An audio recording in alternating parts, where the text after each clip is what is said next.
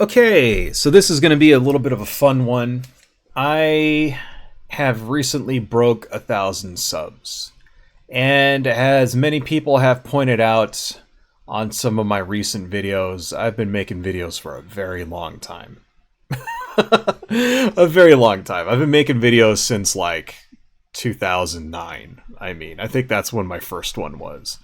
And I've gone through different things. The channel actually started as a gaming channel way back in the day about gaming hardware and stuff like that. And then I started doing movie reviews, and then I started making little goofy videos, and finally I settled on doing some politics and stuff like that. I've experimented here and there, mainly with like movie reviews and toy reviews and that kind of thing. But yeah, decided, okay, it's going to be all about politics. And the channel in the beginning actually was, I didn't have that big of a response, but way back in 2009, 2010, I would put a video up and it would get, a couple hundred views. I think a few of them that I made actually got a few thousand. There's a series I made called People Who Piss Me Off. That seems to be the one that was the most successful. One of them got something like 10,000 views or whatever. Which is not very big, but, it's for a small channel, that's great. And then YouTube changed the algorithm right around that time. I actually used to be a partner back in the day. Like, that was enough to get a partnership. And I was getting ads and stuff on my videos. And it was kind of nice. It's barely any money. The money for ad revenue is like nothing. You get like $1 for like every like 10,000 fucking clicks or something ridiculous like that. It's extremely low, but still, it was kind of cool. It's like, all right, I'm getting some money. And then they changed it. They changed the algorithm, and suddenly I didn't like meet the criteria to be a partner anymore. And I think that was in 2010, I think, or 2013, somewhere around there. They changed it, and I lost my partnership because I didn't meet the minimum criteria anymore. So that kind of sucked. And after that, I'd put a video out, and formerly when I'd make a video, it'd get a few hundred views. It'd get like 300, 400, 500 views or something. After that, it got like 50. And it just seems to be like, it just got stuck like that ever since. But I kept making them because it's really a hobby. I'm not really trying to do YouTube as a career. That's the thing. This is very much a hobby for me. I don't really give a shit. I keep making them, and it's nice that I finally get some videos that are getting a little bit of attention now and then. But, if I never take off, if I never actually am able to do this as a full-time thing, whatever. It doesn't bother me. It's like, whatever. I'm just going to make them because I like making them.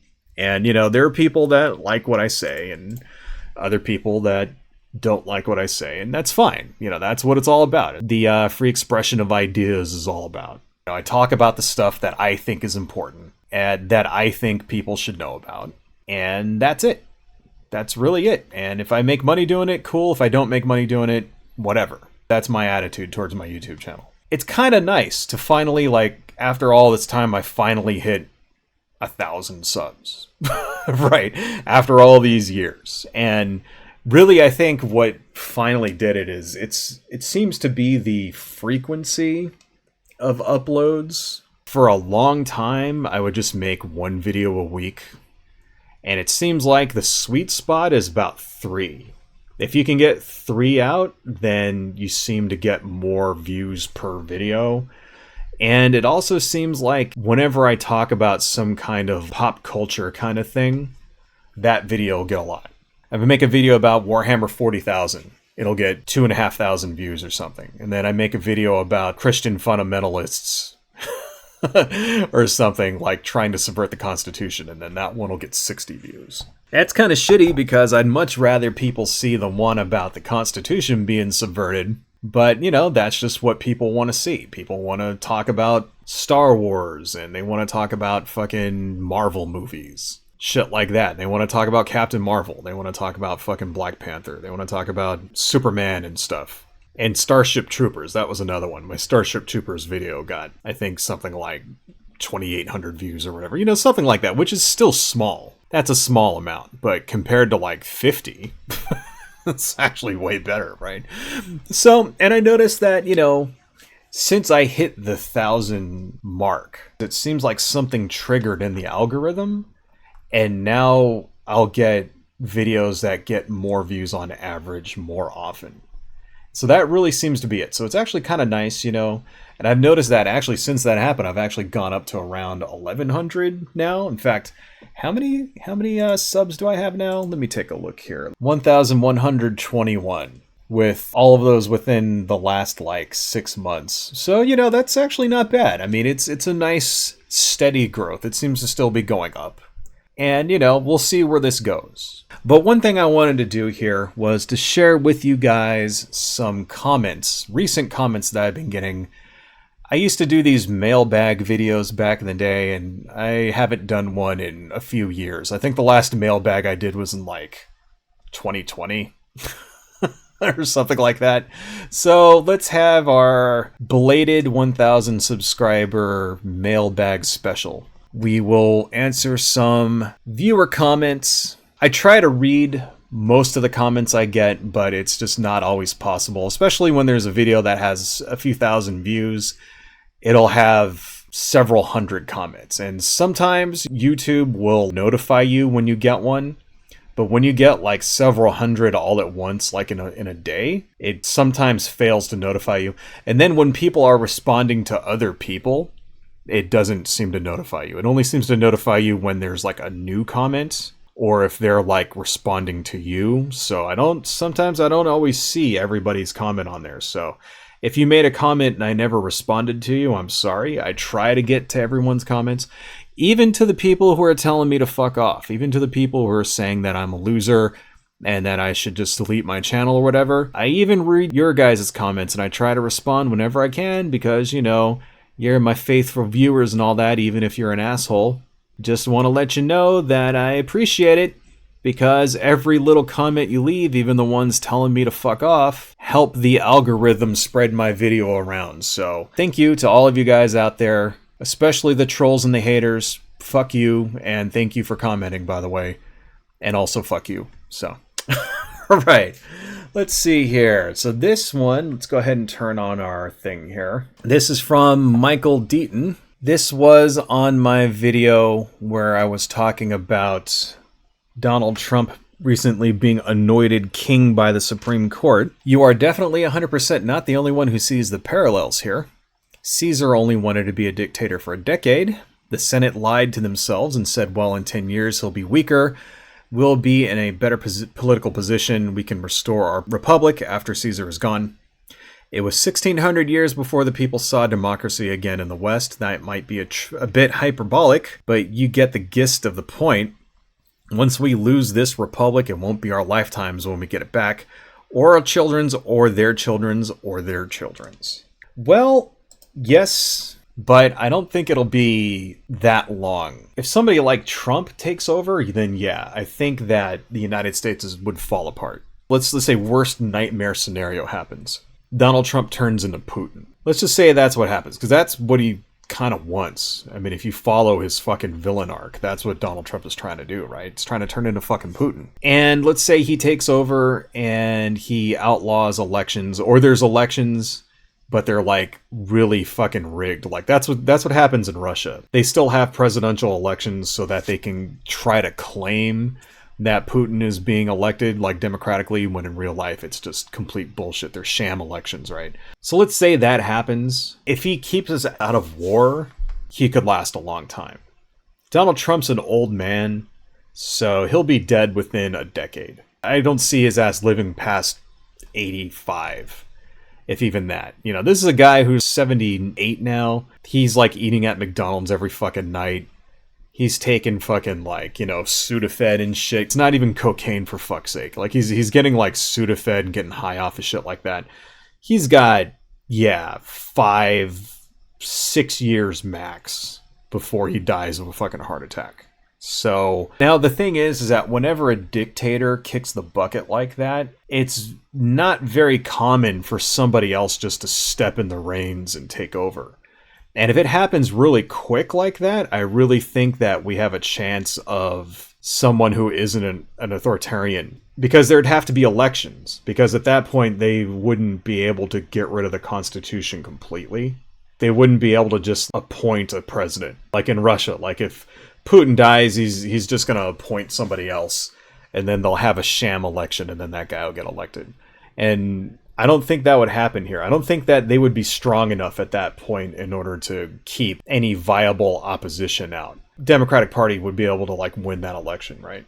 And then we might have some reversal of some of that shit. I really think that could happen. The other thing that could happen is that he could take over and get us into a war. And if that's what happens, I give it 5 years until the country dissolves. I really do think we are in a danger of the United States dissolving the same way that the Soviet Union dissolved. I really think that's a thing that could happen within my lifetime. The catalyst would be an authoritarian taking over and getting us into a fucking war. First off, it's like, okay, nobody has the right to vote anymore. He's like a king, and then he starts sending people off to die. And yeah, then you're going to start getting protests in the streets.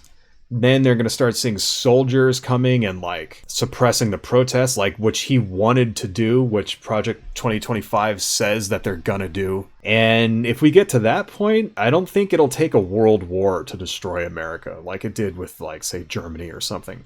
I really think America would fall apart within. I really think that would happen. And then it may even be better, you know, the country dissolves and we would have to have a constitutional Congress. At that point, who even knows? Would your money be worth anything? The economy would be all fucked up. So, at that point, do we still stay as the United States? Do we break up into small regional countries? You know, like Florida and Texas can go off and do their fucking thing while the West gets to stay cool and, you know, abortion and marijuana is legal here? Like, I don't know. I don't know at that point. It's all unexplored territory, so. Let's move on to our next one here. Here's our next little thing in the mailbag. This is in relation to the 10 Commandments being put on display in every Louisiana classroom. I think teachers should have students play Pin the GOP on the commandments they don't follow.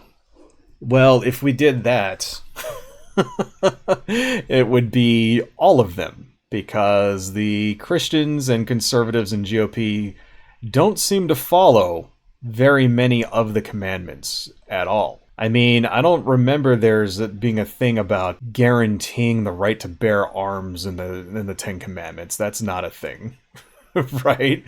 They seem to have a problem with the one about coveting. That's in the 10 Commandments. You're not supposed to covet your neighbor's wife or your neighbor's manservant or maidservant or whatever, all that other shit. What does that really mean? It means you're not supposed to be greedy and envious and jealous, right? They don't follow that one. They don't follow the one about not lying. They're all fucking liars. Every single last one of them. If they were actual Christians, if they were actually following the 10 Commandments, if they actually did what the Bible said, we wouldn't have any of this fucking problem to begin with. Like I said earlier in the stream, you're supposed to worship privately. That's what the Bible says. Matthew 6, 5 through 15, that's what it says. You're supposed to worship privately. You're not supposed to worship in public. You're not supposed to force your religion in a public place where everybody can see it so that they all know that you're a good, pious, practicing Christian. Because the people who do that will go to hell. That's what it says in the Bible. I don't even believe this shit. So I got no skin in the game at all.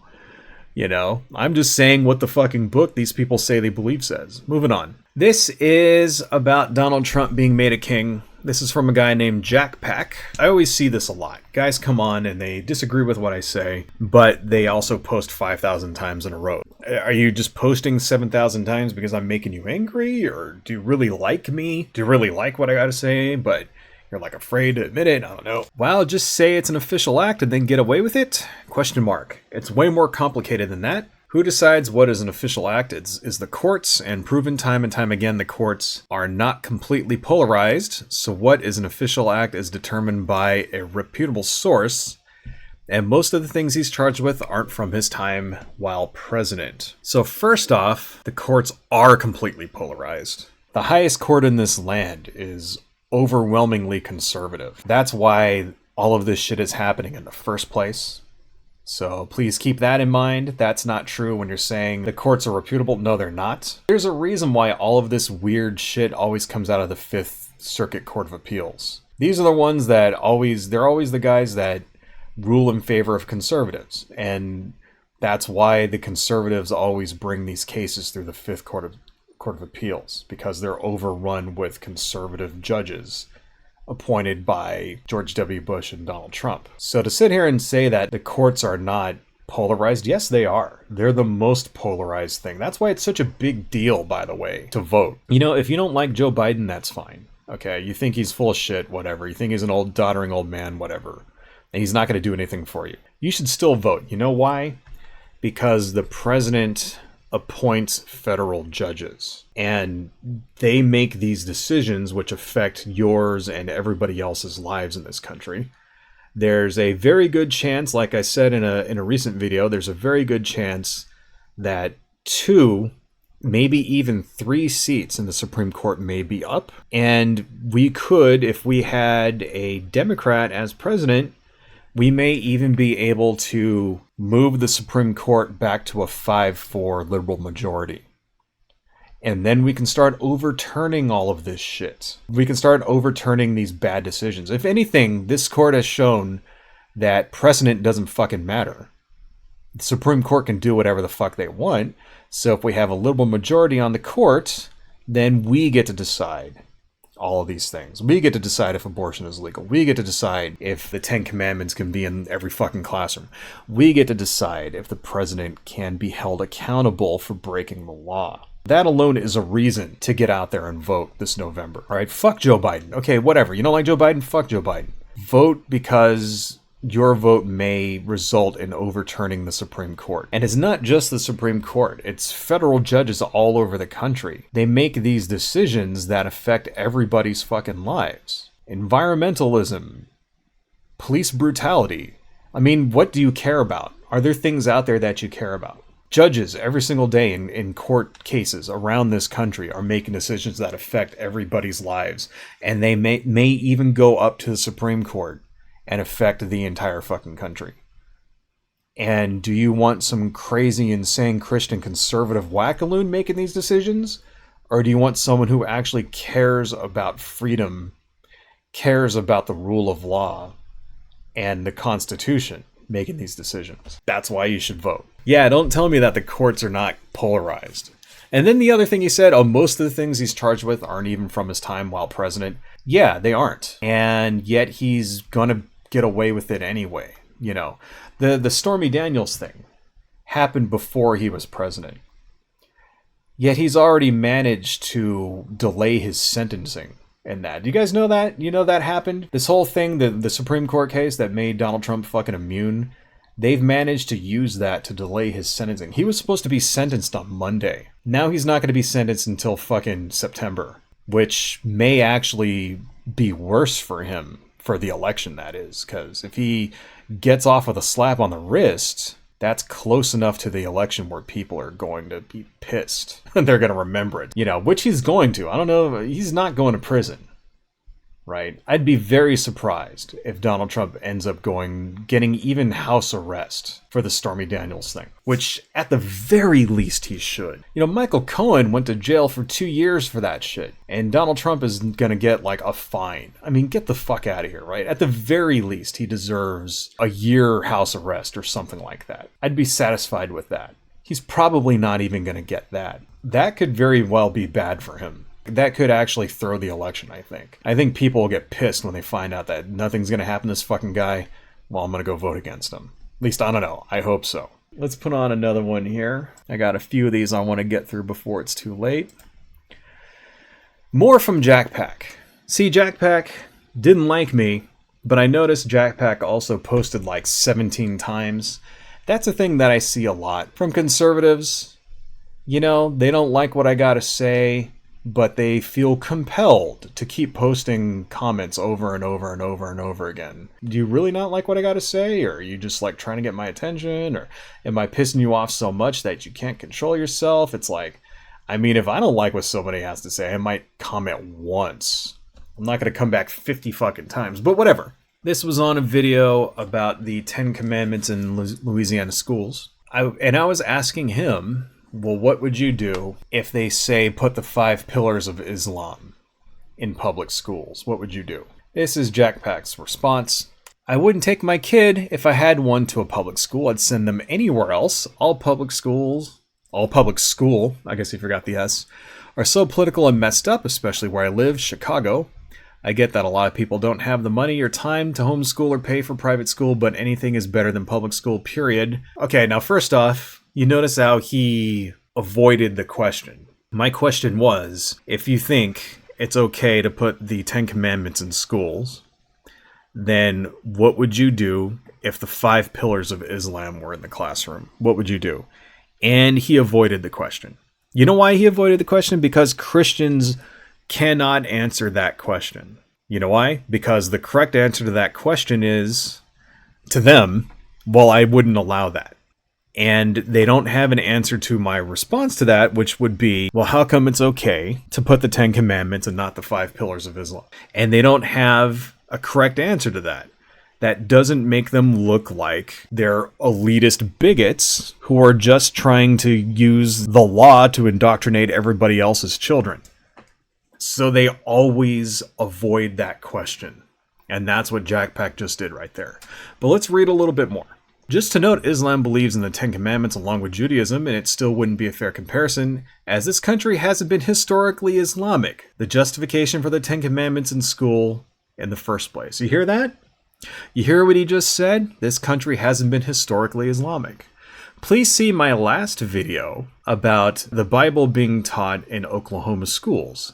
That's the justification they're trying to do to overturn the Lemon Test. That's the justification they're going to give in order to put the 10 Commandments in every classroom and not the 5 pillars of Islam. Or to allow the 10 Commandments in front of the courthouse, but not a statue of Baphomet. They're going to say, well, it's not historically relevant. But here's the thing. There is no history of the United States endorsing the Christian religion. This country, it doesn't matter if the majority of people in this country were Christian.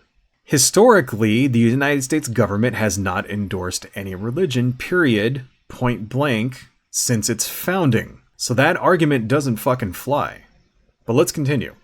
But I do understand your point. And finally, yes, I would still believe it would be culture war bullshit. No group will ever be satisfied with public schools. They're so inefficient and corrupt and politically motivated that it's inevitable that these things will happen. In Chicago, the teachers union literally decides who's mayor. They artificially inflate the amount of staff to get more of their buddies in as workers. And it now costs $40,000 per student. Instead of injecting our personal beliefs into public schools, we should all go to our own schools, which I think the government should pay for poor populations to go to. First off, I don't know if that's true or not. I highly doubt it costs $40,000 per student, but whatever. But even if it did, that's irrelevant. This is what's relevant, okay? We need schools in the country. The law says you have to send your kid to a school, so we should make the schools the best that we can make them. Now you look at his response here, oh, the schools are so inefficient and corrupt and politically motivated. They're only inefficient and corrupt and politically motivated because conservatives keep cutting funding for schools. Right? And then you read this part right here.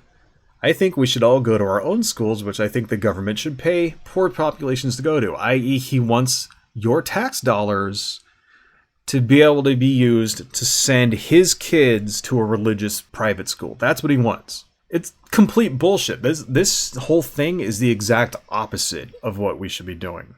No, we should not be spending our tax dollars to send your kids to a private religious school. No. Our tax dollars should go to send kids to public school. And if you want to spend your own money, then you can send your kids to the private school. That's how it should work. Because it says in the Constitution that we're not allowed to endorse any religion. Well, if I use my tax dollars to send your kids to a Christian school, that's the government endorsing a Christian school as a religion. No, fuck that. That's against the Constitution. This is why I wanted to show you this comment here. Because it's been a plan for the last 60 years in order to destroy public schools so that they can use our tax dollars to send their kids to a private school. And you want to know why they do it? You want to know why this has been the plan for all that time? It's because the schools are desegregated. That's why. It's because back in the 60s, right, there were court cases and all that in the Civil Rights Act, and they had to desegregate schools, and that meant that white kids went to school with black kids. And ever since that happened, the conservatives in this country have been doing everything they can to destroy public schools and make them as shitty as possible, so then they could justify using your tax dollars to send their kids to a religious private school. That way they can keep the black kids out. That's what it's all about. And they make them more and more expensive so that only rich white people are allowed to send their kids to private schools. Because you know what'll happen if they actually pass that and they actually go, okay, you can use public vouchers. What happens? The private schools raise their tuition prices. Why? Because they don't want poor people to be able to get into them. Okay? Because if you allow poor people, that means you're going to allow more non-white people to send their kids to this school, and they don't want that. They want only rich white people to go to the school. That's what it is. This is why they've been trying to destroy schools all around the country for 50 fucking years. Such fucking bullshit. And the thing is, this guy, Jackpack, probably has no idea that's what it's all about. He probably has no idea whatsoever. He's probably just a good Christian guy, and he's just like, oh, I just want my kids to learn about Jesus. You know, that's why history is so fucking important. Recent history. Not just, history from like 200 years ago. History from 40 years ago, 50 years ago. That's why you gotta learn this shit. So that you can make rational decisions and you can see who's been screwing you for your entire life. Second comment from Jackpack here. We were talking about LGBTQ issues. This is in response to me saying that I believe that the school should teach LGBTQ issues and they should teach them in a health class where they teach kids about sexuality. You're in high school and you go to health class and they show you pictures of genital warts and crap like that so that you'll never lose your virginity or whatever. You'll be too scared to have sex. You think your dick's going to fall off. That's where they should teach LGBTQ issues. They should teach you about, because that's where they teach issues about sexuality. It's in health class. According to Jackpack, I think LGBTQ issues, should never be taught. I think health class and sex ed as a whole should be removed, and that should be handled by the parents, in my opinion. Sexuality and gender should be left entirely to the parents. You literally can't trust the school to handle this. There are so many ways it can go wrong, it's not even funny. What can go wrong, and why? See, here's the thing. When you teach kids about sex and sexuality, there is less teenage pregnancy. And that is a 1-to-1 correlation. We can track that over time. You can actually go and see this is when they started teaching about sex and sexuality in school. And you start seeing declining rates of teenage pregnancy. Also along, they usually start giving away condoms in school too. That's a thing that really, really makes it go down. If you could just go to the health office, like the nurse's office, and get free condoms, teenage pregnancy goes way down. Teenage pregnancy is lower now. I mean, it actually ticked up, believe it or not. It was on its way out. And then during the fucking Trump years, it ticked up. Right? And it's ridiculous. So it is a little bit higher now than it was during, say, Obama. I think it's actually gone down a little bit since then. Since 2017 is when it ticked up, I believe. But that's just the truth. What I'm saying here is demonstrable. You could back this up with the evidence. Why do Christians and conservatives want to take that away? I don't think, myself personally, this is just my own opinion, I don't think your parents should have very much influence on what you're taught in school at all. If I had my choice, there would be a state-approved curriculum. They can go in and they can give some input, but if the state wants to teach you something like, say, evolution, and your parents don't want you to learn it, too fucking bad for them. That's, if I had my choice, that's how it would be. Now, I know that's not how it is. I know that there's, school boards are all different around the country and they have different standards. And I don't think it should be like that. I think we should have uniform standards. It's kind of important. Why is it that kids in California are learning more about science than kids in Kentucky? It shouldn't be like that. It shouldn't be like, oh, I moved to another state and then suddenly there's no more evolution in schools. And now they're teaching that the biblical fucking flood was real and shit like that. Like, no, there needs to be at least a baseline requirements. And I think that's kind of what it's like now. And that's how it should be. And sex ed needs to be one of those things, because I got news for you, Jack Pack. I don't know how old you are. I don't know who you are. I don't know if you have children. But if you do have children, here's something that you may need to know. Something you may be in denial about. Your children are going to have sex. I don't know if you know that, but they will. Do you have teenagers? They will have sex. Do you have a teenage daughter? She will have sex. The majority of people nowadays lose their virginity before the age of 18. Not all of them, but the majority of them do. The majority of them have their first sexual experience, at least by the time they hit college. They have their first sexual experience, with most of them doing it in high school. And that's just going to happen, whether you like it or not.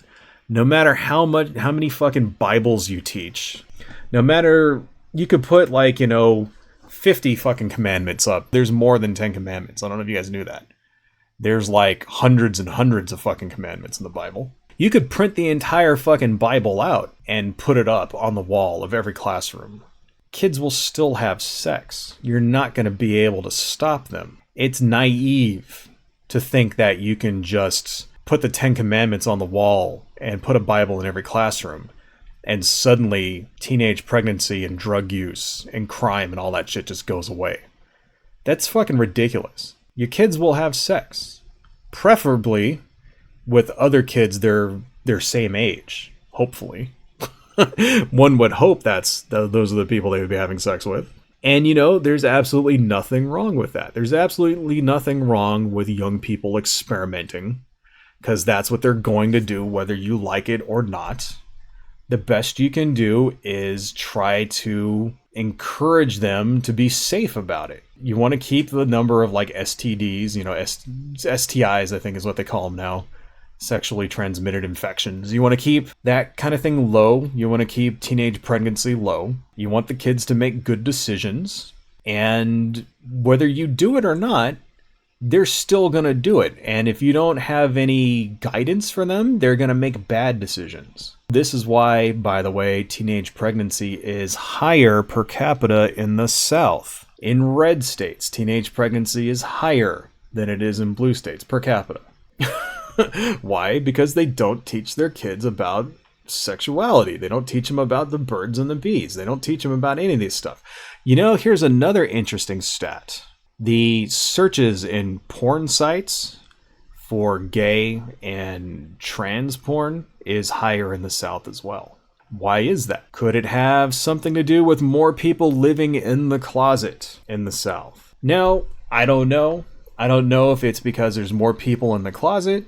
I don't know if it's just because there's more people who are into that kind of thing. Maybe there's just more gay people and trans people in the South. I don't know. I don't know what the reason is for it. I just know that it's true. If I had to guess, I would say that it's people being stuck in the closet, searching for a release for their sexual wants and desires, and having to turn to porn because they're too afraid to actually approach somebody else. That would be my guess. Now, whether it's because they're repressed because of religion or whatever, I don't know. But something? We don't solve these problems like this by hiding them away. We don't solve problems like this by repressing them, by pretending that they're not happening. That's just gonna make them fucking worse. Okay, I had a bunch more of these, but maybe we'll get to those later. It is about time for me to get going here. Maybe we'll do a part 2. Maybe we'll do another mailbag, because I have a ton of comments, especially some of the negative ones that I wanted to get into. But yeah, I am actually kind of hungry. It's lunchtime here, so I might get going. Thank you all for watching. I really appreciate it. My peoples, you guys are great to me. I really thank you all so much. Everybody stay cool, stay safe, and I will see you next time. Adios. Hello folks, if you like what I do and you want to support the channel, please consider buying something from my Etsy shop, supporting me on Patreon, liking and subscribing, and checking me out across my social media links listed below. Thank you all so much, and see you next time.